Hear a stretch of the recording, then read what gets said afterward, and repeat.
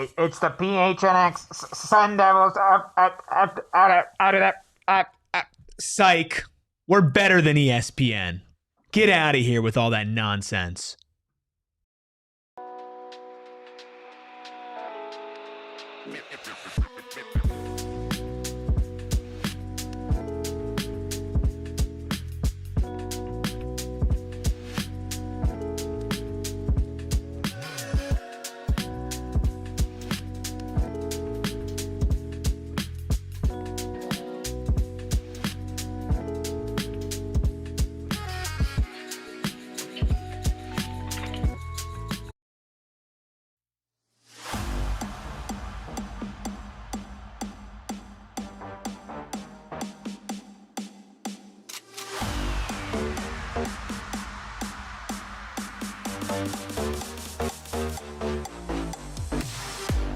Ladies and gentlemen, it's time for the PHNX Sun Devils post-game show presented by Branded Bills. Make sure you head to brandedbills.com and use code BB, PHNX, for 15% off your first order.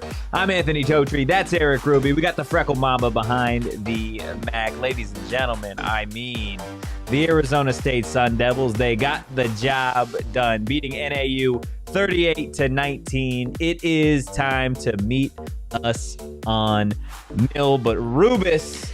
Okay, let's talk about it.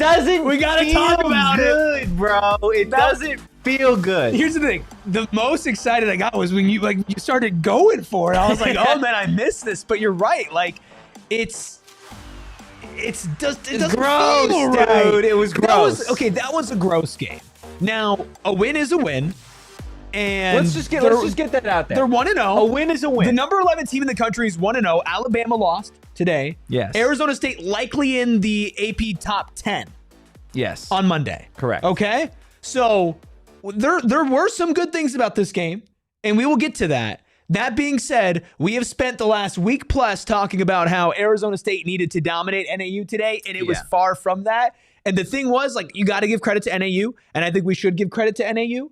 You know, I think they were well coached, great on offense. Like, they've made some great plays, good play calling. Like, they did good for who they are. Arizona State was the reason why this game was so ugly. The penalties, you know, the misplays, the misreads, like, it did not look like the number 11 team in the country. No, but guess what? You couldn't even see it because ESPN That's Plus true. Should we couldn't start get their there? head out of their ass, dude. What are we doing? All off season, everybody at home waits for college football. That's it. That's what everybody does.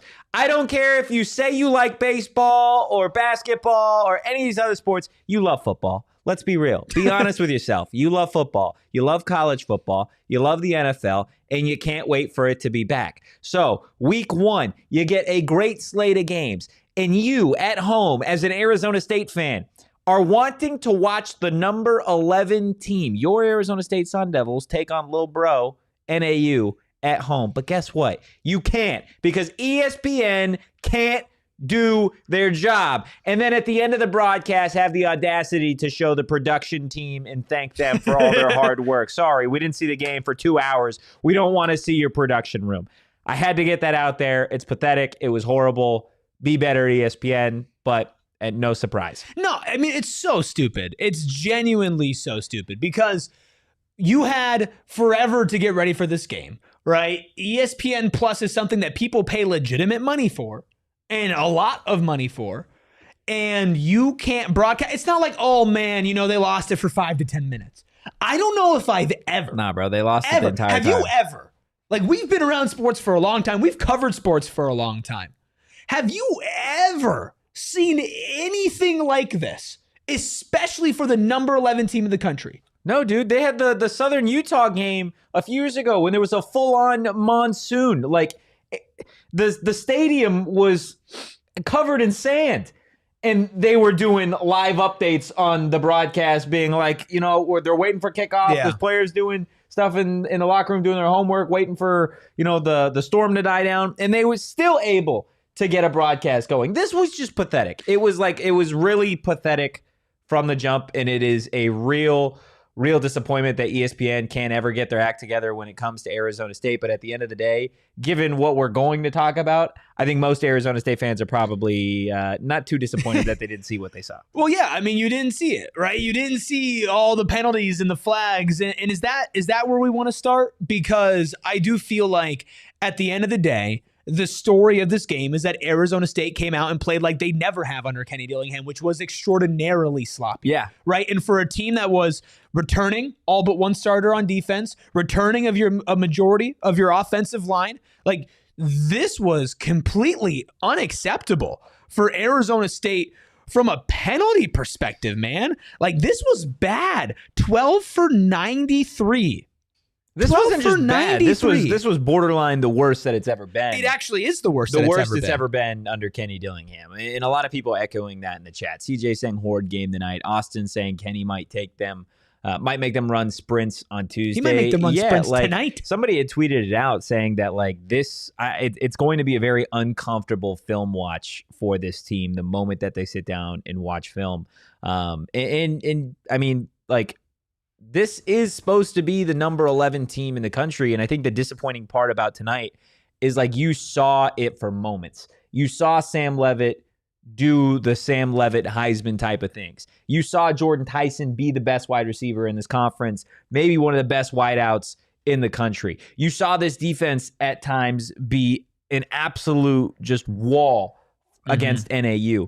But then you do have those moments where you're just shooting yourself in the foot time and again. And at the end of the day, like I know Arizona State won by 19. You could take off the final touchdown from NAU at the very end, the little charity there, the 7 when points. The backups were in. Yeah, whatever. Like it was 6 points, right? So let's say 38-13, whatever.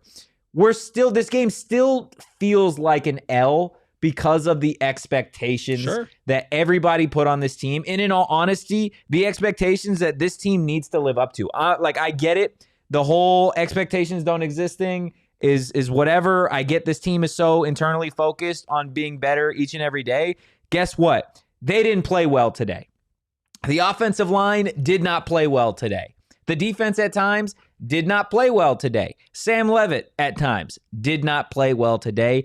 I would guarantee you that the coaches are going to take that 100% on their shoulders.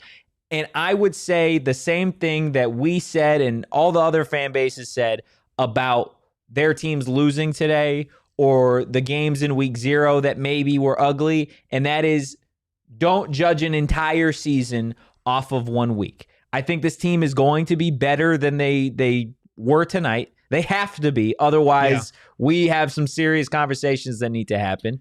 But again, like a win is a win.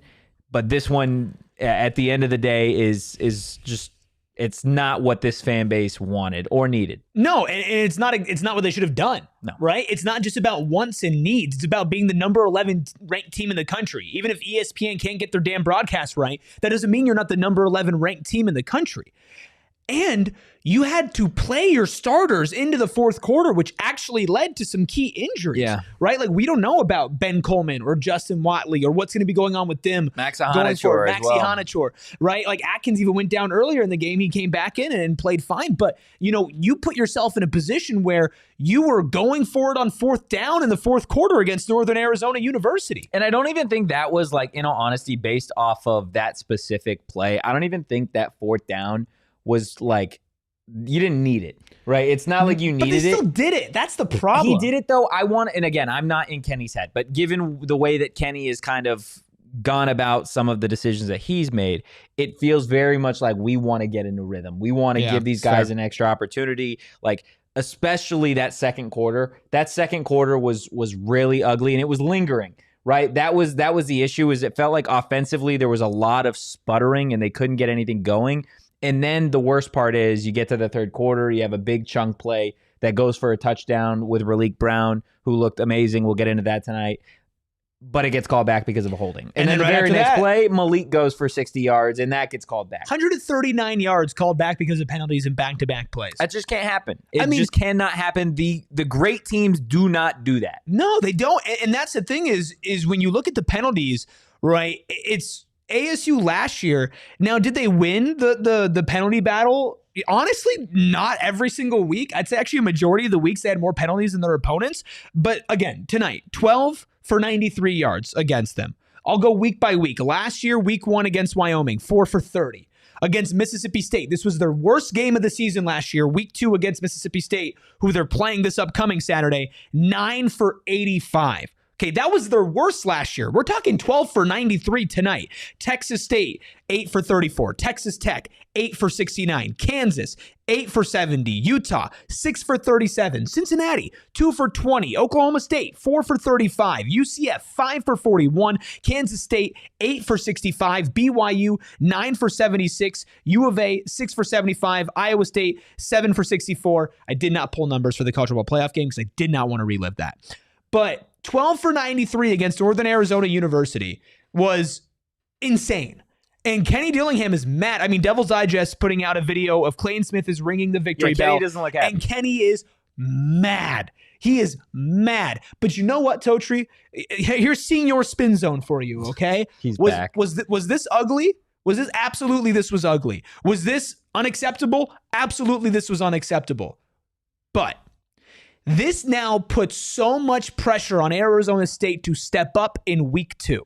If they do not go on the road and beat a Mississippi State team that looked putrid today, the worst team in the SEC, okay? But we're talking a Power 4 opponent. We're talking an SEC opponent as opposed to a Big Sky opponent. They now know that all eyes are going to be on them, not just to win, but to play out of their damn mind and to play clean football. And if this team does not show up next week in the way that we expected them to show up this week, or the way that we expected them to run through non-con, there needs to be some serious questions about the DNA of this team. Because I said it on Friday and I'll say it again today. There should be no excuses for this team to not be utterly dominant against a team like NAU. And while the score was still, it wasn't a 7-point game, NAU was never winning. There are 0 Sun Devil fans who are walking away from this game saying Arizona State played like the number 11 team in a country. And when you 100%. broke a record for the most students in attendance in a game at over 14,000, when you had over 56,000 people in Mountain America Stadium on your opening week, when you've been begging fans to come in week 1 and every single week after that, you cannot disappear like this team did in getting your own way. If they didn't get 139 yards called back of penalties and Raleek had that 75-yarder or Malik had the next one and the momentum shifted there, I think we'd be having different conversations now. Oh, yeah. Completely different. 100%. We've got Kyle Cooper in the Let's chat. go. The one, the only Captain Redbeard saying 11-1 and not worried. I saw some super chats. We'll get to those here in a second, but just kind of going off of what you said, you didn't look like the number 11 team in the country. You looked like a team that had a handful of NFL guys and the rest of them were being carried. That's what it looked like tonight. And even at times, those NFL guys made some pretty big errors and some mistakes. At the end of the day, like if you're the number 11 team in the country, the expectation is you are nearly flawless because there are teams that aren't ranked or there are teams that are well ranked below you that took care of business against better opponents than NAU or equal opponents to NAU. BYU played Portland State today. Do you know what the final score of that game was? 50-0? 69-0. That should have been the score tonight. West Virginia played Robert Morris. Couldn't tell you where that is. You know what the final score was?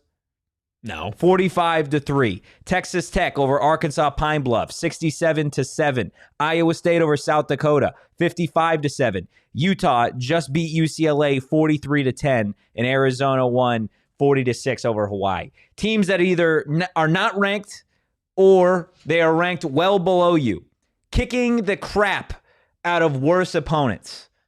That is what Arizona State should have done today. Not to say that they can't do it, but what that performance does in terms of confidence is it not skyrockets. It sends it straight through the floor. This is an Arizona State team that we talked just yesterday saying, oh, Ben Coleman, Kyson Brown, X, Y, and Z needed this game to build confidence to move forward through the rest of non-con, through Big 12 play, where you have big boys in this conference. You have an interesting team in TCU who you're going to see on Monday against UNC. You have a team in Baylor that fought Auburn to the bitter end. You've got Kansas. You got Utah. You got Iowa State. You got Colorado. You got all these teams. And NAU hung 19 points on you. Now, 19 points at the end of the day in a normal college football game, you probably win. But it is Northern Arizona University, and you are the number 11 team in the country. We heard all offseason there's a Heisman quarterback in Tempe. We heard you got a top 10 pick in Jordyn Tyson. For the majority of the game, those two looked like that. Yeah. But what happened to all the depth? What happened to what we talked about all summer about an improved wide receiver room or the depth at tight end? Because you look at the numbers individually in this game, Jordyn Tyson had 12 catches for $141. Your second leading receiver was Kyson Brown with 6 for 72. Your third receiver was Raleek Brown, 3 catches, 13 yards. After that, Malik McClain, 2 catches, 5 yards. Equal penalties to receptions for Malik McClain. Shimon Mateer, 1 catch for 20 yards. The other receiver was Kanye Udo, your third running back, 1 catch for 6 yards. No Jaron Hamilton. Nope. No Jalen Moss. Nope. No Kamari Anderson. Nope. None of the guys that showed up in camp. None of the guys that we've been seeing every single day. Now, what I will say is, going into this game, Erik, I said specifically, that I felt like this was going to be a very interesting test for Arizona State, simply because defensively, NAU does specific things to try and get the offense confused. They'll show you a bunch of different fronts with which they do. They'll blitz a ton, which they did. And they will try and confuse you. And it felt like pretty early on in this game, Arizona State maybe had it figured out. Then you get to the second and third quarter. That's where it feels like the confusion really started to set in. Some miscommunications, maybe up front on that offensive line. It felt like there were times where Sam Leavitt, I told you in the press box, because of some of the packages that this defense was showing and confusing this offensive line, it felt like Sam was almost having to force the ball out, because he didn't feel comfortable that the offensive line was going to be able to hold up. Sure, and there was points where they were running a 3-man front, and Sam was feeling that way. Yeah. And I think that's a completely different conversation about the offensive line, which I do think is maybe the biggest concern that you have walking away from tonight. Is on both sides of the ball, you did not get a ton of pressure. Either you were giving up a lot of pressure, you didn't get a lot of it on the defensive line. I will say this. NAU earned some of my respect today. And it's not that I thought they were a bad football team, right? My score prediction, my rants about ASU needing to blow them out, all that was all because of ASU, right? I'm going to say the same thing about Mississippi State. Because if you are a top 11, or even at this point, maybe on Monday, a top 10 team in the country, whether you feel like it or not in the chat right now, you have to hold yourself to the highest of high expectations. Yeah. And Northern Arizona University is a well-coached team. In fact, Kenny Dillingham after the game said that he was out-coached by Northern Arizona University and Brian Wright, who has done a fantastic job in flipping that program around, right? They played a great football game, and Arizona State still handled them relatively well. But did they handle them to the point where they proved to the world that they were the number 11 team in the country? They didn't. And I know that it's kind of hard because we want to walk away from this. And I think being upset and being angry is a natural emotion, because we've just sat here since the college football playoffs with that bitter taste left in our mouths, talking about in what great position this program is in. Right? Having a Heisman candidate, having a Blitnikoff candidate, right? Having an insane returning defense. The thing is, this game can go one of two ways as far as a measuring stick for this team. It can either wake them the hell up, which Kenny also said in his post-game presser, that he likes winning ugly games because you can learn from winning ugly games, and they always make you wake up. Or it can prove that that's exactly who you are. Now, I'm personally not even close to being out on this team. I think all this outrage, this passion that you and I have and everything, this is a very in the moment thing, right? You go out, you handle business next week, everything is put to rest. Everything is fine, right? Yeah. I still believe in this team to be the best team in the Big 12. I still believe in this team to be the best version of themselves when it's all said and done, because they have the coaching and because we've talked to the players and we know the mindset of the players, and damn it, they have the talent too.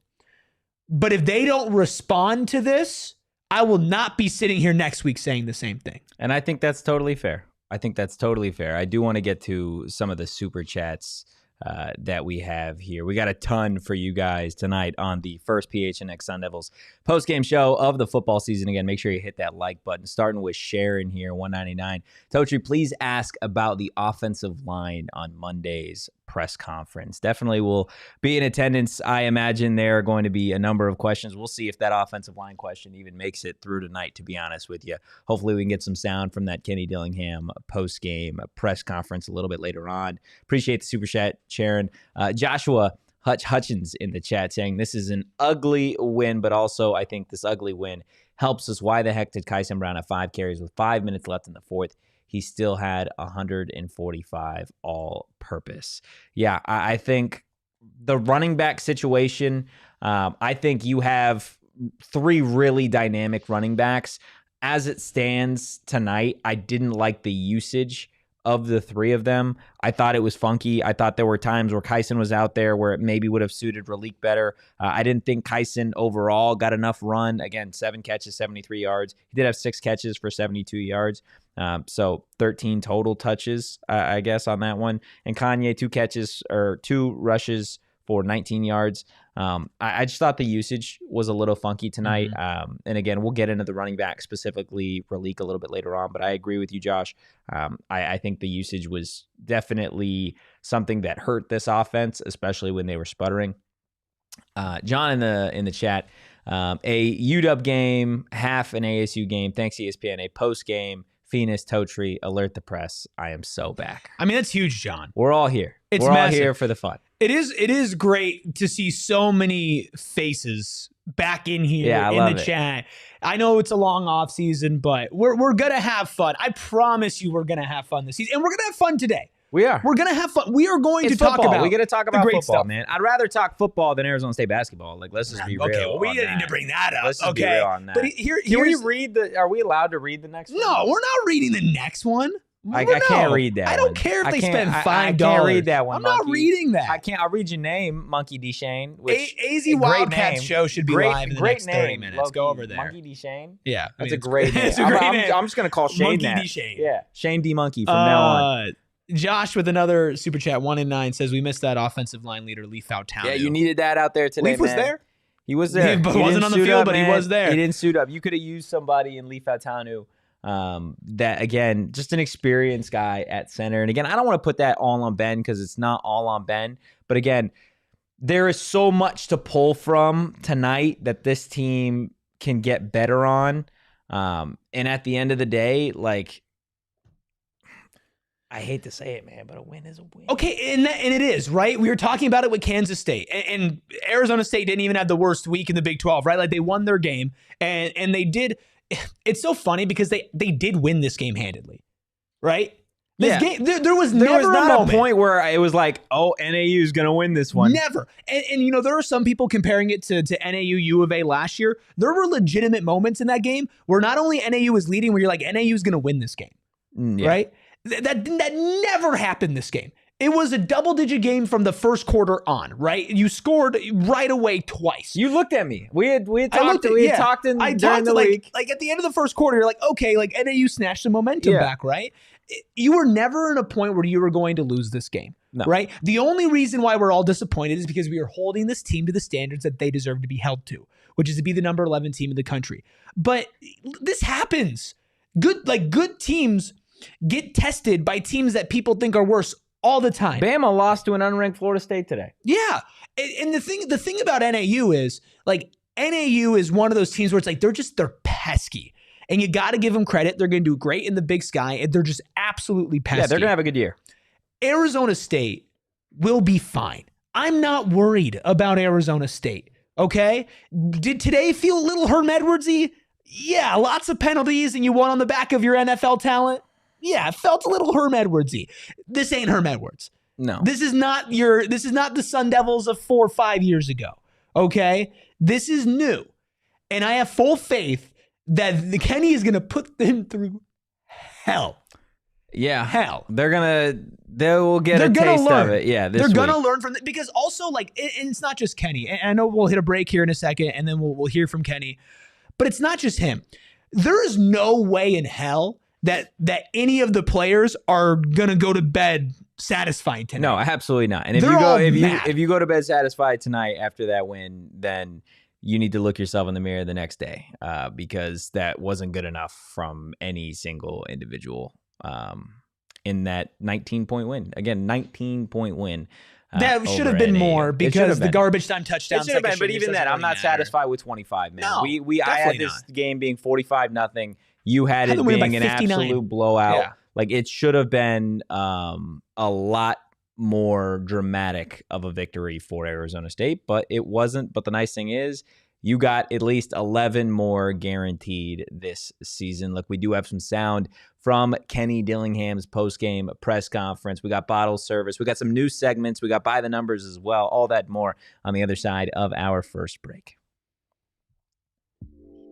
Look, I don't know about you guys, but I'm sure that you wish you were high for that one. I wish I was, because at the end of the day, it wasn't good enough. But that's something you can't say about Pure Edibles. Look, there are a bunch of folks, myself included, that don't like edibles that taste like weed, but that's why I love Pure Edibles, because it tastes like candy. Pure is a full-fledged candy company offering gummies, kicks, which are their version of Starburst chews, soft candies like caramel, and hard candies as well. Pure gummies are not covered in sugar like all of their competitors. If you're somebody that wants to enjoy the highs of life, maybe try the uplifting gummies. If you're somebody that just needs some help sleeping, well, try the sleep support ones. Go find yourself some Pure Edibles products from one of the over 130 dispensaries across Arizona.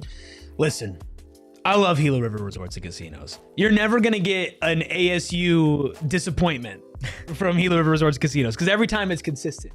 You know that they're going to perform like the #1 in the country. Yeah. Because that's just what Gila does. I had a great time earlier this week. We were all out there. You, me, the Freckled Mamba behind the Mac, everybody from PHNX out there for the PHNX Cardinals residency at Wild Horse Pass. But it's not just Wild Horse Pass. It's Lone Butte, Vequiva, Santan Mountain. They've got state-of-the-art gaming floors with 4,500 slots, live table games, and you can catch all the action from their sports book. The overhit, by the way, but ASU did not cover the spread. It's an unprecedented level of entertainment and excitement you won't find anywhere else in the desert, and we know that they've set a high bar and nobody can catch it with Gila River Resorts and Casinos. You do you at Gila River Resorts and Casinos. Visit playatgila.com for more details. And I mentioned that the Cardinals had their residency over at Gila, and they're not done doing live shows, because they're doing a live show out in Glendale at Rally House for PHNX Cardinals Friday, September 12th at 4:30 p.m. Fantastic stuff with Bo and Johnny and the Cardinals. They are going to be the second best football team in the Valley behind your Arizona State Sun Devils, and they are an incredible, incredible duo covering that with Noah as well producing. So go check out Rally House at 4:30 p.m. September 12th over on the west side. Hit that like button. Hit the subscribe button and drop a 5-star review wherever you get your podcast. I promise we will get to that Kenny Dillingham sound, but first I do want to get to By the Numbers, presented by Desert Financial Credit Union, Arizona's #1 credit union, named by Forbes. Rubus, of course, the only number that matters is that final score. The Sun Devils edging the Lumberjacks 38-19. In terms of yards to the air, 257 for Sam Leavitt. On the opposite end, 242 for the Lumberjacks. On the ground, 203 for Kyson Brown, Ralik Brown, and Kanye Udo and company. 89 for NAU. That adds up. Quick math here. 460 for the Devs, 331 for the team up north. First downs, 22 for the Devils, 20 for NAU. And Rubus, 12 penalties to just 6 on the opposite end for the Lumberjacks. I'd ask you what number stands out, but we both know it's the penalties. It's not a number, it's a word. What did they do to the Lumberjacks? You heard me. I did. The only number that matters. I did, unfortunately. Yeah, I mean, listen, okay, but the thing is, we've talked about the penalties, and I'm going to be honest with you, like, from a selfish note, like, I don't want to talk about that anymore. The penalties? There was so much other stuff. It was bad, dude. There was so bad. much. Okay, here's the thing. It was bad. There was other bad stuff, and there was good stuff to this game, but I think the other thing that I was disappointed by today was, at certain points, NAU seemed to kind of flow into their offense really easily. And again, that's good play calling and that's good execution from them. But the passing yards, 242 passing yards for this team, I felt like it's a disappointment. If I told you that NAU put up 2,000, Imagine 242 passing yards against this secondary, against this defensive line who was unable to generate the amount of pressure that they needed to generate. You would have told me that was a massive disappointment, right or wrong?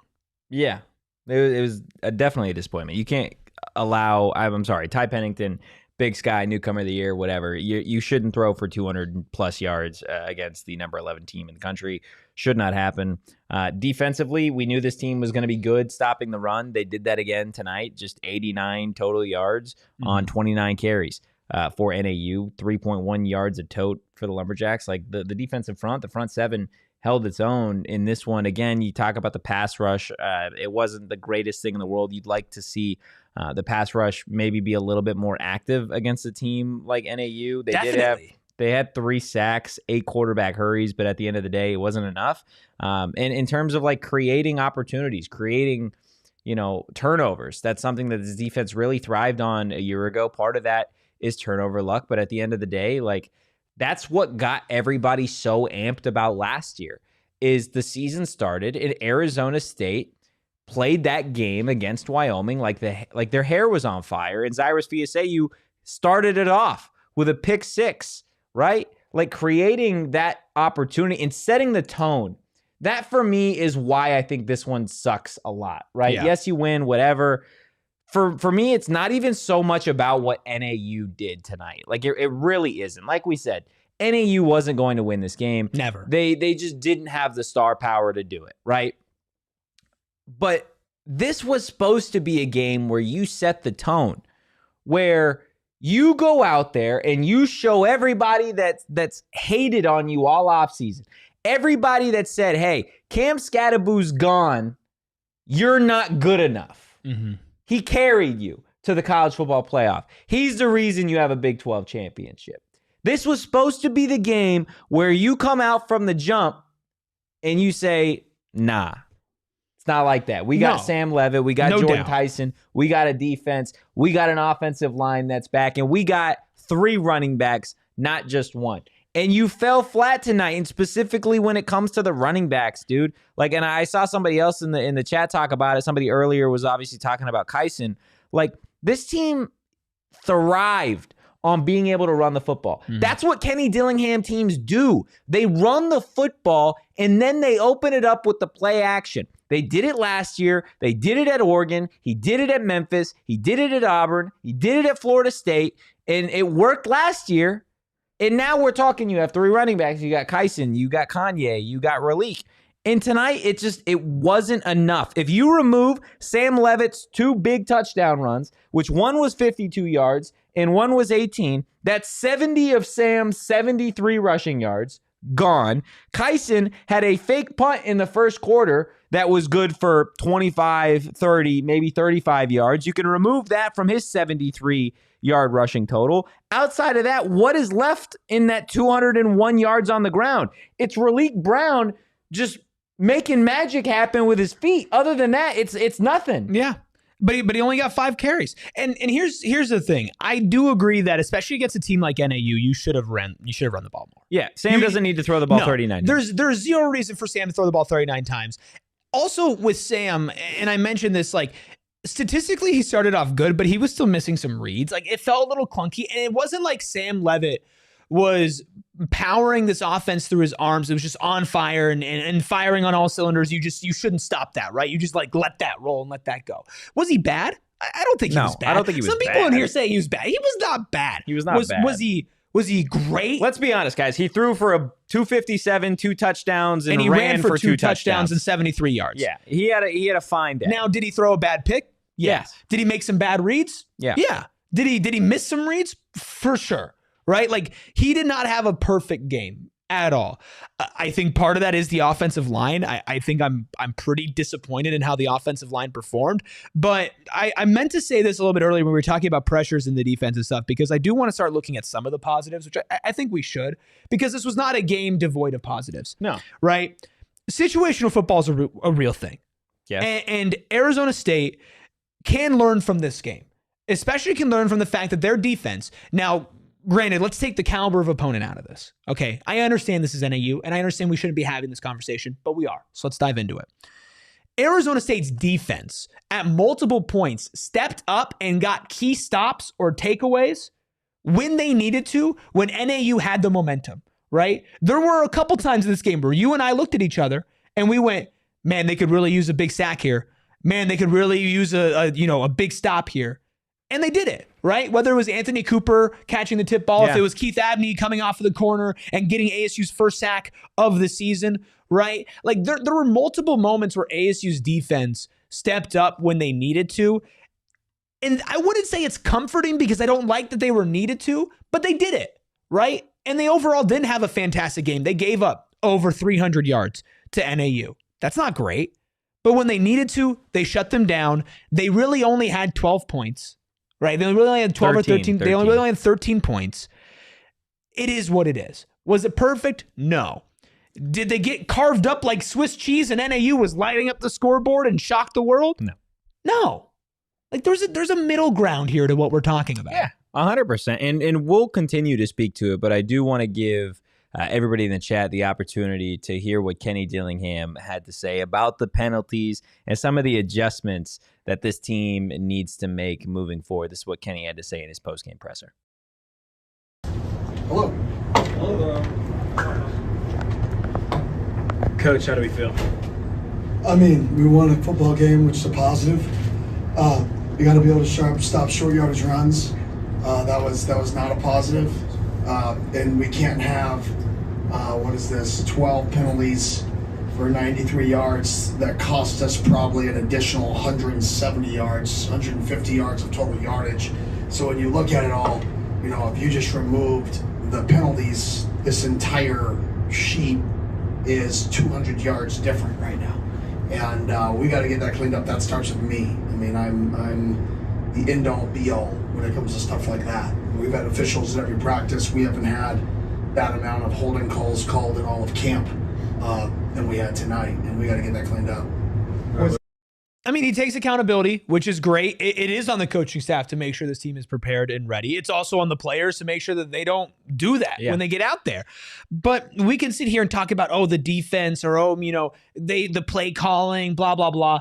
At the end of the day, if they cut their penalties in half, right? This was a very uncharacteristic game for Arizona State. The worst in that category is since this team has become relevant, which was week 1 last year. Yeah. Right? It was really, really bad.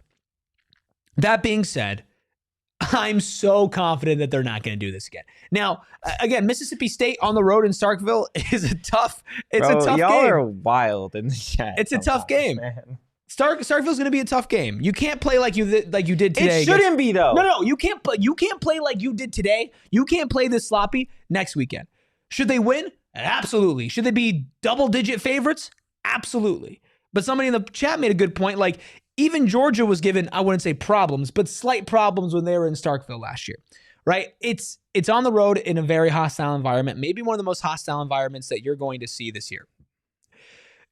The Bulldogs suck. That's what I'm going to say. You can't play like that, and they know that. Because the Bulldogs do suck. And the Bulldogs give you a run for your money, like they did last year, by the way. Yeah. Let's not forget that. In the second half. Which, by the way, let's not act like that was a close game the entire time. No, but it still ended a close game. Yeah, you still needed it. What did you need to beat Mississippi State last year? You needed Cam Scatterbo. And who do you not have this year? Cam Scatterbo. Exactly. You also were your most penalized against Mississippi State last year, right? So you need to go in this next week and you need to play good, clean football, right? You're going to make mistakes. This team will not be perfect next week. No team's going to be perfect going into week 2. If they are, then awesome, cool. Let's just end the season there. So cool. But perfection. But seriously, like NAU gets zero momentum without any of these penalties. And also, like, I'm not a big blame the refs guy. That's a lie. I am. But I totally We're am. all big blame the refs guys. Totally am. Yeah. They got. Do I need to say anything else? No, they got him from Foot Locker today. It's okay. It happens there was sometimes. some really, really bad missed calls and bad maybe calls you got in general. Big Sky refs tonight. Maybe that's what it is. Normally we bark about Pac-12 or Big 12. Maybe we got the Big Sky officiating. It's funny. I was watching Texas Ohio State earlier today, and they kept on mentioning that it was SEC officials because Ohio State was winning. And I would have loved to know what type of officials were officiating tonight's game, but ESPN couldn't Didn't have broadcast the damn game, Didn't have so I it, couldn't man. hear it. Didn't happen whatsoever. No, it was the reffing was tough in this game. But again, if you're talking about ASU NAU post week 1 and you're talking about the refs, then that's on Arizona State. No, yeah. Right? It all leads back to take care of your own crap, move on, and let's dominate Mississippi State next week. And there are good things, and I feel like I want to start getting to some more of the good things because I'm really sick of talking about the bad things. I know, dude. but we got to. We got But we did. We got to flesh it out. We've been live for we 40 gotta flesh minutes. it out. That's fine. It's football. Let's chat. I'm here all night, ladies and gentlemen. Let's I get it. Let's talk. Let's do what we got to do on the other side of our second break. I'm with it, man. I'm absolutely with it. You were supposed to take the first round. Was I? Was yeah, I? No, believe wasn't. so. Oh no, I'm on the wrong ad break. That's on me. Get it together, I'm man. getting it together, and you better get together at Phoenix Raceway, October 31st through November 2nd. Listen, Phoenix Raceway is an incredible place to witness any sporting event, but guess what? You can be there up close and personal at the Desert Diamond infield experience, up close to the garage, meeting the drivers, walking the track, catching the pre-race concert. It's the best value in sports for NASCAR Championship weekend. Cars roaring by at almost 200 miles per hour. 4 champions crowned in just 3 days, so don't miss your chance to witness NASCAR Championship weekend in person. Coming to Phoenix Raceway October 31st through November 2nd. Tickets for Sunday's Cup Series Championship race sell out every year, so move fast and get yours now before they're gone. And here's the kicker. NASCAR taking championship weekend on the road starting in 2026. This is your last chance to catch it in Phoenix for a while. Tickets, hospitality, and upgrades still available. Get yours now at the link in our show notes. Sorry. Breathe, man. Sorry, it's still week Breathe. 1. I also had to speed up there. You know what all those cars need? Tell me. They need quality fuel from our friends over at Circle K, and you guys can get it, and they're going to help you save money to fill up on gas. But there is something you got to do. You got to be an Inner Circle member, which Easy. super easy, guys. Just go to the App Store, download the app, email, phone number, boom. That's it. You're an Inner Circle member. Next time you pull up to the pump, you're going to type in your phone number, and you guys are going to save 25 cents per gallon, not just on your first fill up, not just on your second fill up, but for your first 5 fill ups. And then you guys can save money every single day after that. Now, if that's not enough, they have these cute little things called Inner Circle Fuel Days. Oh. Where you guys could save up to 40 cents per gallon. We'll tell you about them when they are near. But first, make sure you sign up with Inner Circle. Save on gas, save on drinks, save on snacks. Join Inner Circle for free by downloading the Circle K app today. Terms and conditions apply at participating locations. Visit CircleK.com for details. Hey, that one's on me, coach. It is. It Flag is on the It's play. okay. Hey, it's okay. To a stop me penalty. if you heard this before. It's a It's penalty. week 1 for everyone. It's Week penalty, 1 man. for everyone. It's penalty. I want to shout out EMN7 in the chat. I really wish I could curse with the realest ish that I've heard all night. It says, for a 32-year fan of the team, I'll take whining over a 19-point win. Yeah, I guess. it's valid, bro. again, do they deserve to get a little reamed? For sure. Yeah. For sure. Yeah. Did the number 11 team in the country win a game that Did was the number never 11 in team doubt? in the country move up to Probably top 10 because Probably. Alabama lost to Florida State. Probably. Probably. And if they don't, then I'm gonna sit here on. I don't know. You can't know. Then I'm gonna sit here on Tuesday. And I'm gonna be upset. There's a line. There's a line. And Michael in the chat says, thanks for being here, Michael. Says, tonight won't matter if the number 11 Sun Devils show up in Starkville next week. You're right. But tonight did matter for right now, right? And I think, 40 minutes of ranting on the bad, and we'll still probably bring up some more as this show goes on, is absolutely warranted. But at the end of the day, man, it is August 30th. It is week 1 of the season. They're playing Northern Arizona University. I'm hoping and expecting by week 6, 7, 8, 9, and 10, we're sitting here laughing about, hey, remember the NAU postgame, how mad we were? I hope so. I hope this isn't a clip that gets Like this to me, and I've referenced played 7 weeks from now. I've referenced this post game a lot, and it's kind of infamous for me in my time on the show. But it was the opening game against Idaho State for Arizona State men's basketball this past season. Yeah, that was where when they it was beat over. Idaho State, but they looked like the worst basketball team I've ever seen in my entire life. And I sat there after a win, and they were 1-0, and Nigel the Neck Vein came out because I was screaming. I was mad. I don't feel that way about this team. right? And you shouldn't feel that way about this team. No, because you have Kenny Dillingham. Yeah, and not until it's like, if this becomes a theme, then we will sit here and we will rant, and you will see Nigel again. Yeah, no, we don't expect it to be this again. But again, we didn't expect this tonight. So I'm not going to sit here and say, well, at the end of the day, this is a team that's going to still win out. They're going to do X, Y, and Z. Like, you have to go out there and prove it at this point, right? The reason we said all those things about this team is, A, I was at practice seeing all these things. This team looked nothing like they did in practice all week, but also because we were going off the heels of what they did last year. Guess what? You have tape out now. Oh, you don't look like a team that's going 12-0. No. You don't. Like, it's just point blank period, right? And we are the eternal optimists as it comes to Arizona State. Like, this team needs to be better. They know that. With that said, I do want to get to our house specials of the evening. We've already kind of dipped into the hors d'oeuvres just a little bit. We already talked about... Spent a lot of time on the hors d'oeuvres. We already talked about the penalties. I do want to spend some time on the third downs and maybe a little bit of the blocking before we officially wrap up all the negativity and move on to the positivity. The third downs for Arizona State tonight, again, I mean, that's the money down. You got to be able to convert on third down, and Arizona State didn't. They were 2 of 10 on third down. And at the end of the day, that was just simply not good enough.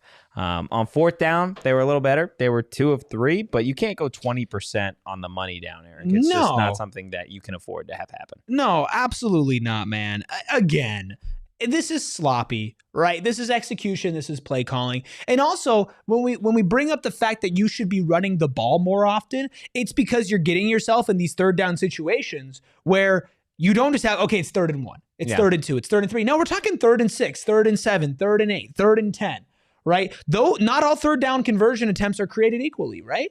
And with tonight, because you weren't getting yourself the easy yardage, which granted, and I think this will be what lazy people say when they analyze this team. It's like, that's what Cam Scadaboo was so good at. You handed him the ball on 1st and 10. He got you at least 4, right? And then he fell forward on the next one for another 4. Yeah. And then he set up a 3rd and 2, and you had a lot to play with. With today, as we have our own ESPN and we black out. I mean, is this not poetic? Is this not poetic? It 100% we have our own ESPN. This is great. This is awesome. Now we put the freckled mamba through absolute hell. Which one of us wants to talk for the next 30 seconds as we can get the one shot? Go ahead. You can run it. I've already been going. You can go. Sure, I'll go. Let's go ahead. Let's talk about the blocking a little bit tonight. We said going into this game, and I already brought it up a little bit earlier, that we knew NAU defensively was going to throw a bunch of different looks. Kenny said they were an exotic team tonight, and defensively, they looked like it. 3-man fronts, 4-man fronts, 5-man fronts. They did it. They had the offensive line confused, which, again, Ben Coleman, first game starting at center for Arizona State at this collegiate level. We know he can play left guard. We know he can play tackle. But at the end of the day, there were definitely some miscommunications, but not just in the pass blocking that obviously resulted in Sam Leavitt maybe feeling a little bit flustered at times as he was trying to go through his reads and figure out defensively some of these coverages.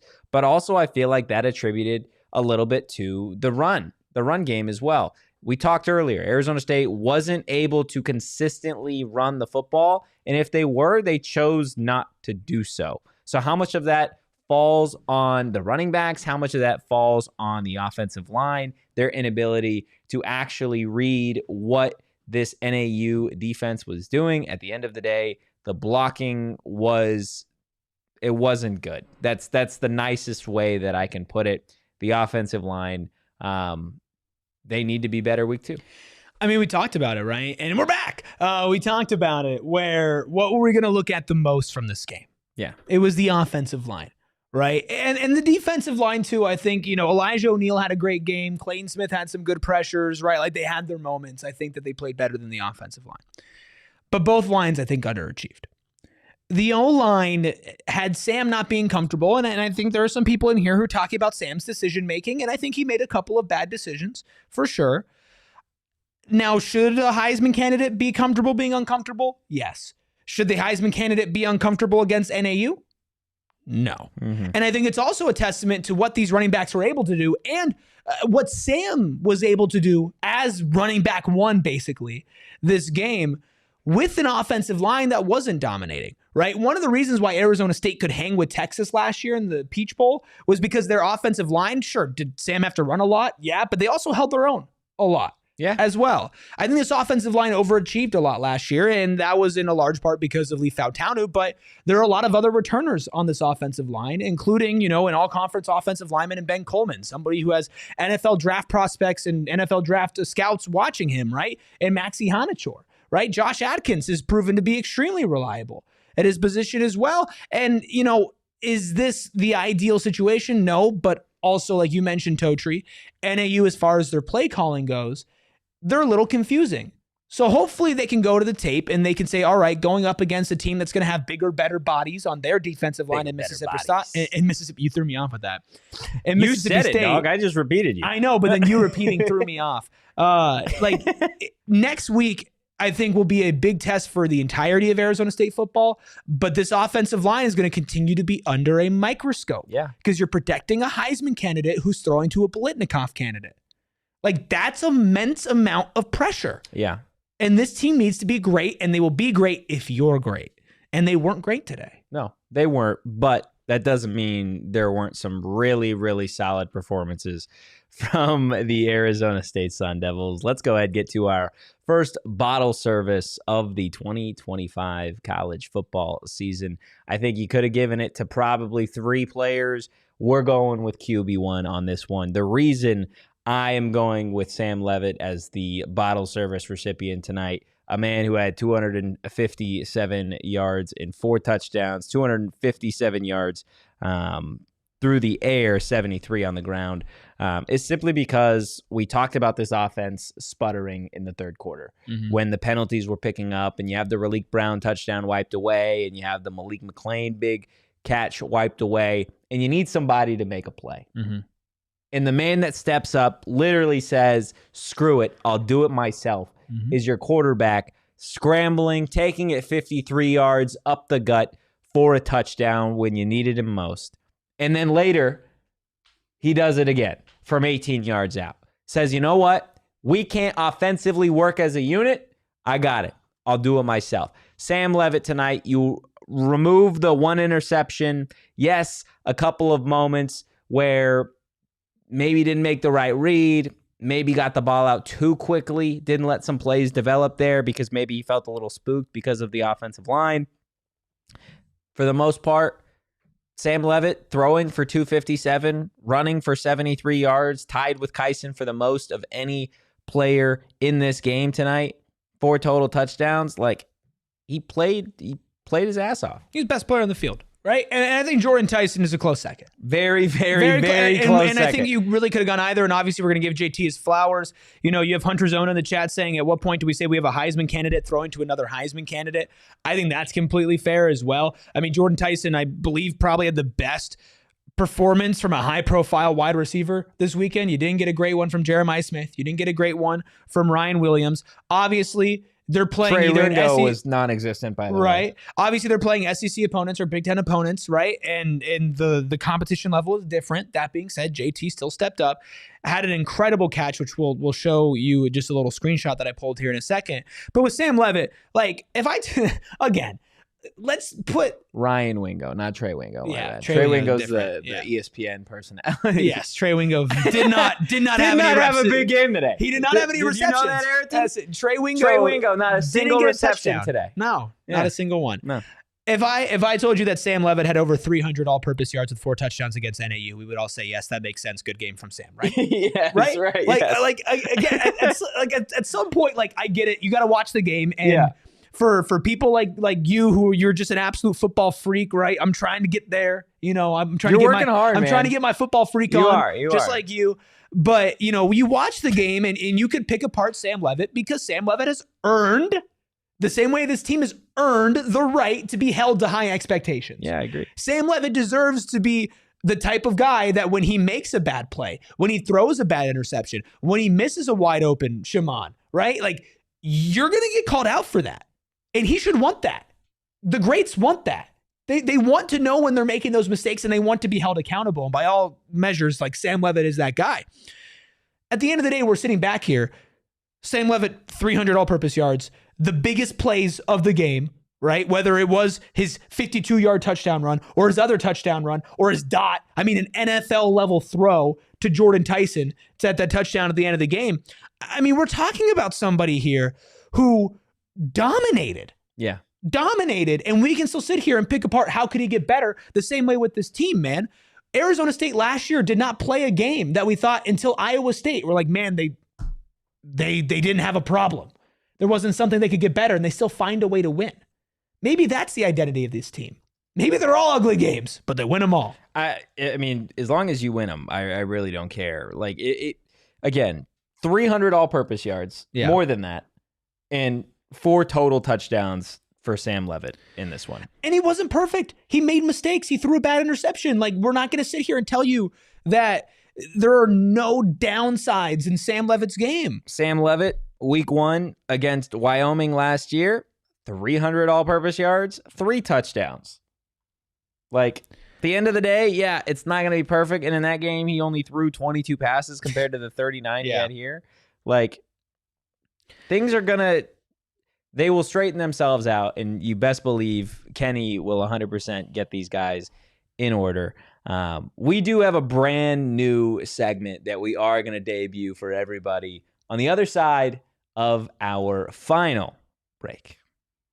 You got this one first. Just so I you know. do. Thank you, Rubus. Yeah, I want welcome. to tell everybody about our friends over at Rally House. I know you already told them I about love the Rally super House. fun event that we're going to be having in a couple of weeks. Not us personally, but of course PHNX Cardinals. But look, the football season is here, not just for your Arizona State Sun Devils. Maybe you're a Wildcat, or maybe you're an Arizona Cardinals fan, a Phoenix Sun fan. Of course, they're tipping off the season in just a few short months as well. Regardless, you're going to need to get yourself some gear for these seasons. And Rally House, well, they're the go-to spot to shop for all your favorite local Arizona team gear with tens of thousands of products to shop from. They've got locations in Tempe, Mesa, and Glendale. And when they say they've got thousands of products, they mean it. Go to their website, type in Arizona State. There's hundreds of pages of different Arizona gear, memorabilia, and fandom that you guys can pick up for your next trip to Mountain America Stadium.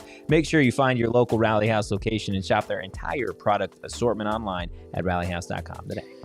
I love my smart thermostat.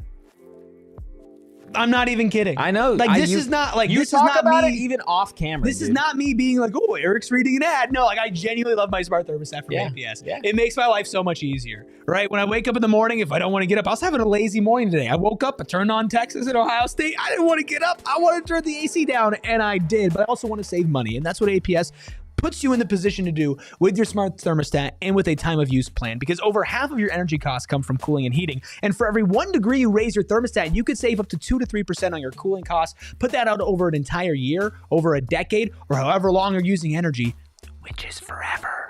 You're going to save a lot of money, and APS customers may be eligible for smart thermostats for as low as $0 when you enroll in the APS Cool Rewards program. And if you already have a smart thermostat at home, like we do, see if it's eligible to enroll in Cool Rewards. Plus, free installs available at the link in our video description. Must be an APS customer, pay shipping and taxes. Other restrictions apply. Visit marketplace.aps.com for more information. Make sure you hit that like button, you hit the subscribe button, and you drop a 5-star review wherever you get your podcast. We got Sergio in the chat talking. Why is he here? Talking a bunch of mess about Arizona State. He's a Wildcat fan. Buddy, I don't know if you remember this. The last time you played NAU, you were trailing in that game, which Arizona State did not do tonight. You beat them by 12. We beat them by 19.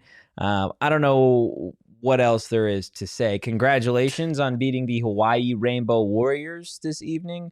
Glad Brent Brennan could actually pick up a big win to start the year. I'm not flexing a 19-point win over NIU. I'm not flexing. He says we're worried. Not worried. First of all, zero worry at all. This team is going to go 11-1 this season. He says Arizona owns the state. Buddy, I don't know if you know this. The Cup's in Tempe. We beat your ass at your place, stuck the pitchfork at the 50-yard line, and went home. Wait, okay, hold up. Maybe I'm misremembering things. Who won the Big 12 championship last year? ASU. Oh, okay. Yeah, So I yeah. was. Oh, yeah, we were yeah. there, Yeah, right? yeah, By yeah. the way, there are very few things that I like about U of A. There are two that I'm okay admitting, and that's Kevin Thomas and Damon Farrell, and they're live right now for AZ Wildcats podcast, and you should get your ass over there right now because I love them. I hate their school. I hate the sports team that they stand for collegiately, but they're awesome as people. So you should go support But if you're a them. Sun Devil or if you love the Big 12, Well, yeah, if vibe you're, with us, yeah, bro. then you're fine. You could be here. But Sergio is clearly not a Sun Devil. You should go over there.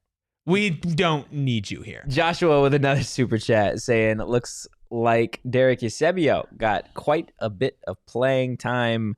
Rubus, this is the part where I tell you I told you so. Okay, but was Jalen Moss healthy? I'm gonna be honest. I don't know. I don't know if Jalen Moss was healthy. Sun Devil Football posted a video post game of like everybody walking into the tunnel, and Jalen Moss was in there, like looking at the camera, being all fine. We're 1-0. So I don't know. To be honest with you, it's something that we'll probably learn Monday at Kenny's presser. And if not Monday, then we'll learn it Tuesday when we see everybody in practice. I mean, I like Eusebio, man. I hope that he could be an impact maker. By the way, we're in overtime. Sorry, fast. Are we? We are. Yeah, we're an hour in. Oh yeah, wow. Yeah, we're an hour in. Welcome to overtime. Woo! Okay. You want to get into the new segment? Yeah, man. Let's get in the new segment. Well, look, normally we give you one specific player that just had a baller game, and we did, Sam Leavitt. But tonight, and for the rest of the football season, we got something a little bit different as well. Happy Hour Heroes, a couple other players that balled out tonight. Of course, you didn't think we could go a full postgame show without talking about Jordyn Tyson. Are you kidding me? $141 receiving yards, 2 touchdowns, 12 catches on 17 targets, and Raleek Brown in there as well with 38 yards on the ground, at 13 yards receiving as well with 3 catches. Also found himself a touchdown and nearly returned a punt return for a touchdown if he didn't fall down. You would have had to shave your eyebrow. Yeah. Well, no, that one was that was an eyebrow slip for all of us. That was for all of us. No. It was for all of us. You're right. It didn't happen, so I had to avoid it. I will say this. Also, Raleek could have had over 100. He had 75 yards left on the table because the most electric 51 yards I've ever seen. Yeah, I mean, when you look at his stat line, people could be like, huh? But immediately off the bat, you could tell that Raleek Brown is here to be a player on Arizona State this year. And I want to talk about him, but I got to be honest with you. We are over an hour into this podcast. We need to talk about Biletnikoff. We need to talk about Jordyn Tyson. Because Jordyn Tyson, can we put up this screenshot, please? If you're listening on audio, keep running. Also, come check out this on video. Don't stop. Don't stop running. Somebody's behind you. Oh, no. Panic. Start screaming. Somebody's behind you. It's the same DB that thought this was an incompletion but didn't realize what Jordyn Tyson was about. My God, this catch was insane. Obviously, this was basically the game-sealing touchdown from Sam Leavitt to Jordyn Tyson. Jordyn Tyson, this is one of the most difficult catches that you could pull off in all of football. And also, to give Sam Leavitt his credit, one of the most difficult throws as well, to the point that whoever the hell that is on NAU is already waving incomplete as Jordyn Tyson brings it in. Totri, cut him some slack. That NAU DB never sees wide receivers in practice make that. It's always incomplete. Rarely sees touchdowns. It's always incomplete at NAU, bro. We can't. No, dude, we can't. We're in overtime. We can't shit talk NAU. We man. can't. Yes. No, I know, right? We're free. Wow, dude. I love that. But we can't shit talk NAU, man. Like I could. No, dude, we won by 19 points. Like there's a line, right? There's a line. I don't know where this we can't shit talk thing happened. Okay, I don't know at what point that became a thing. The thing is, like, I still like. I get like now. I'm like. Yeah, I'm PTSD. Not PTSD. I'm like, I censor myself, and now I want to let it all out. Yeah, but I'm not going to, because that would be insensitive to the people who are watching at midnight with children, or that are driving with children in the car. Maybe put your kids to sleep. Yeah, and then come back. Hey, turn the volume down. Keep running. Slam on your brakes. I'm just kidding. Don't do that. Are they doing are they running with their children? People do different things. Where are they running with? We their are kids? going insane. No, let's talk about Jordyn Tyson. Yeah. Jordyn Tyson is insane. Dude, I think that there's just going to be something to be said about he makes plays. And I know that's so stupid, but he just makes plays. He does. He's a playmaker. That's what he does. There's a reason that this guy's a projected top 10 pick in the 2026 NFL draft, and I'm so happy that the fan base got to see him in action tonight. Again, 12 catches, $141, 2 touchdowns. He was this offense for a little bit. He was clearly Sam Leavitt's number 1 target. That is not going to change despite, in theory, having a deeper wide receiver room and a plethora of talent at tight end. Jordyn Tyson is that guy. He has got a great release. He's very fluid in and out of his routes. He's got soft hands, like everything that you want in a wide receiver, Jordyn Tyson does. And this was just the start, dude. He is coming for those record books, all those records that are out there for Arizona State in 2025. If Tyson stays healthy and continues to put up numbers like this, he'll be in a league in his all of his own. Heisman candidate. Yeah. Heisman candidate, Blitnikoff candidate, Big 12 Player of the Year candidate. Like, these are things that are absolutely attainable for Jordyn Tyson this year. Yeah. And again, we talk about Sam. Like, Sam had Jordyn open a couple times. He didn't throw it to him, right? You know, Sam Leavitt can be better. I think with Jordyn Tyson, it's hard to be like, oh, he could be better when you have 12 for 141, 11.8 yards. There was 5 catches there. There was 5 more targets out there that I know he would have probably said, absolutely, I got to make those catches. And you know what's funny is when you look back at last season, we had over 1,100 yards, right, and 75 receptions. He started off so slow, especially against Wyoming. He had practically nothing. And so when you look at that and you look at how he started this season, if he can keep on this pace and play like this for the rest of the season and stay healthy, which, you know, he takes great care of his body, so hopefully he can. I mean, we're talking about somebody who's not just going to break some ASU records. We're talking about somebody who's going to be like, all right, like, where do we put him in the rank like the last 5-10 years of wide receivers in college football? I mean, if he does this week in, week out, yeah, 100%. Like, and again, I think because we agree he left some on the table today. Yeah, I mean, you know, it sounds better than 12 catches for $141 and 2 touchdowns, 17 catches for $180 and 3 touchdowns. Yeah. It sounds a lot better. And I think that's something that he 100% would tell you, that like he would love to have those 5 plays back, those 5 balls plus other ones, right? This guy is capable of doing all of those things. But again, we know this team is capable. Jordyn Tyson can only do so much. Right, you're playing NAU. Guess what? They don't have DBs that are realistically going to be able to match up against Jordyn Tyson. There are supposed to be DBs in this conference that are able to play one-on-one with Jordyn Tyson. We're going to find out. But at the end of the day, this team has to play like a team. It can't just be Jordyn Tyson. Go point to a college football program that's won a national championship or won a conference off the back of a singular wide receiver. It is a very tough thing to do, bar none, right? You got to have a quarterback that can get it there. Sam's that guy. Well, you got to have an offensive line to protect him. Is the offensive line that group? What about the running backs? Are they alleviating any pressure on the passing attack? You got to have a defense that can hold their own. Like, you got to have an OC that's calling the right plays. These are all things that we're going to learn as Arizona State moves through this, what's going to be hopefully a very successful 2025 season. But if anybody had a perfect start, Jordyn Tyson is about as close as you could possibly get. Absolutely. And I think I like the start for Raleek Brown too, who's also one of our happy hour heroes, because the eye test is just so popping for Raleek. Yeah, he's electric. And again, we're talking about over 100 yards all purpose if a play doesn't get called back. Yeah. And the 75-yard like house call is something that he can do consistently.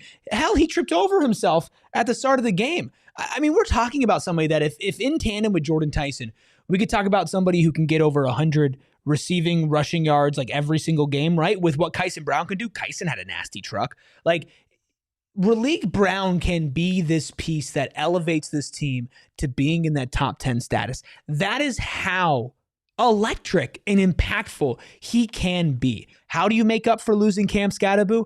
Have one of the most dynamic playmakers in the country, which I think at his best, Raleek Brown can absolutely be. Yeah. You need to get him the ball. You need to get him the ball the right way. But I really do believe in him. And I think the fact that he gained some weight at first had me a little shocked, but now I'm like, I think he's going to be a little bit more sturdy for the rest of the season. And he showed that when he ran it in off the spin move for the touchdown, the first touchdown of the season for Arizona State. Yeah, 100%. And there's somebody in the chat asking six paths saying, isn't NAU factually a top tier FCS team? Yes. They are. They're top 25 FCS team that doesn't, again, and I know you're not saying that should have any impact on how Arizona State performed tonight, but yes, they are factually a really good FCS team in the grand scheme of things. They're 8-5 last year. Yeah, I mean, they're good, but again, this is not like Arizona State is good and maybe will be ranked in the top 25. No, they should be great. They should Arizona be great. State might be a top 10 team at the end of this week. They should be. They should have dominated tonight. And I think, again, a couple final things here. Somebody in the chat said ASU was explosive. Che in the chat saying ASU was explosive tonight. We heard Kenny Dillingham talk a couple different times this offseason about how maybe this team offensively lacked explosive plays, right? They lacked the big play. I think tonight you saw that this team has the talent to do that. They've got the playmakers to do that. Jordyn Tyson can take any catch to the house. Raleek Brown can take any carry, any return to the house. These are things that these guys are certainly capable of doing. Heck, Sam Leavitt can do it on his own, right? You saw that tonight, but you do have to be able to do the in-between. You do have to be able to say, you know what? We need a 12-play, 80-yard drive that goes for 6 and takes 7 minutes. We need that. This team tonight didn't look like they could do that. Last year's team could do it, but didn't have the explosive play. This team right now showed they have the explosive play. They have the explosive playmakers. But we need to be able to put together a drive that is, hey, we're going to milk the clock here, right? That middle 8 that Kenny talked so much about, especially last season. If you want to win the middle 8, well, I feel like a big part of that is you got to be able to control the time of possession, which, hey, if you want to control the time of possession, you got to get first downs. Time and time again, this team wasn't able to do that at a very consistent rate. That is something that needs to change moving forward. Again, you're on the road in SEC country against Mississippi State, not a great SEC team at the end of the day. That should be an opportunity to put together and string together some drives. Ultimately, again, like, it is what it is, man. Like, I don't know how many times I can say it. I mean, I agree with you, and I think there's a lot for us to dive into over this week. Yeah. But at this point, it's like I feel like I've said my piece. Do you have it? Do you want to get out everything you have to get out? I mean, I feel like I have. Like this team, they played sloppy, they played disgusting. They played much worse than they should have. But everything is controllable, is what I like about this. A lot of what they missed and a lot of what sucked about today was 100% controllable and on them. So this week, there needs to be some self-reflection. This week, there needs to be a lot of discipline. And going into next weekend, at the same time that I'm speaking right now, I should be celebrating popping bottles because you beat Mississippi State by 50 in Sarkville. Right? Like you need to be utterly dominant next week, or at least not sloppy, right? And that's just where we are at right now. There's a super chat from Joshua, and then I think, with your blessing, Senior Totri, we get into closing time. Senior Totri. Yeah. Senior service. Yeah. Over here. I think we got a couple super chats. Joshua says Hines going to get his wide receivers penalties and screen blocking. Yes. Sure. Michael Yu, number 17, Kansas State narrowly beat an FCS North Dakota by 3 points today. The Wildcats were even losing in the fourth quarter. Football is a weird sport. Yeah, Kansas State looks like crap. I don't want to look like Kansas State. If you feel bad for yourself at any point, just think to yourself, it could be worse. You could be a Kansas State fan or related to Avery Johnson in some capacity. Another final super chat from Joshua here saying Raleek Brown is a top 100. I think it's 100 all-purpose type of player, and only a junior. Yeah, he is that good.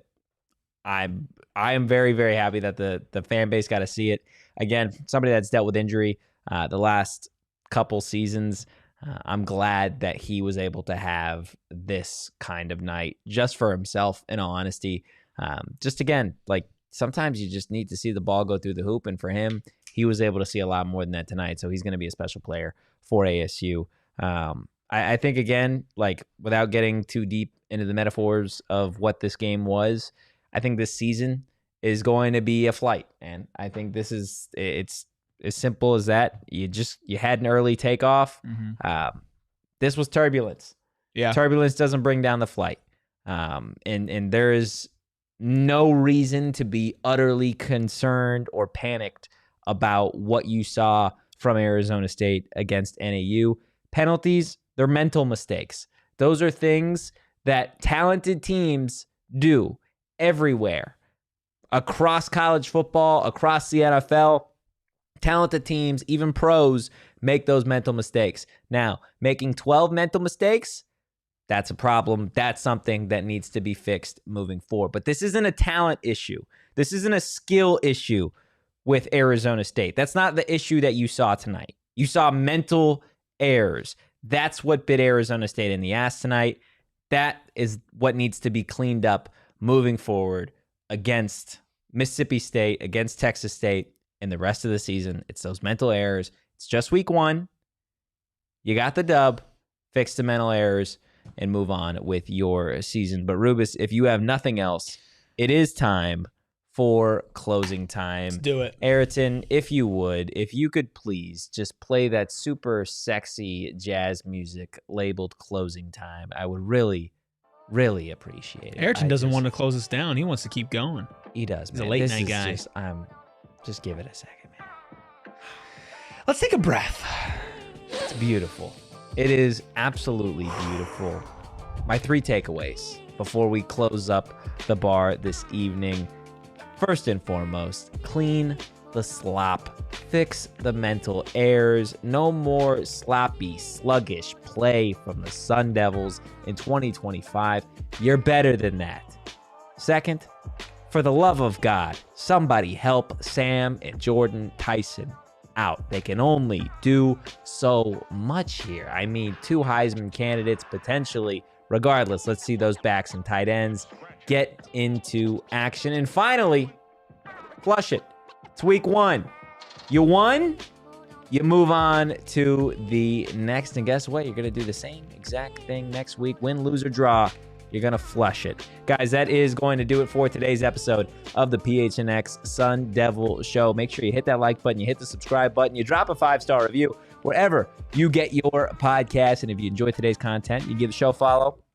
PHNX_Sun Devils. You follow me at Anthony_Totri. Follow that guy right there, Rubus, at Erik Ruby. You can follow him on social. Again, at Erik Ruby. That's Erik with a K. You can follow the man behind the Mac, Aryton, at Freckled Mamba on social. And ladies and gentlemen, boys and girls, there's plenty of content in the PHNX Sports YouTube universe. So don't go anywhere. We'll see you next time. But as always, go Devils. Peace. We all silly like the mayor.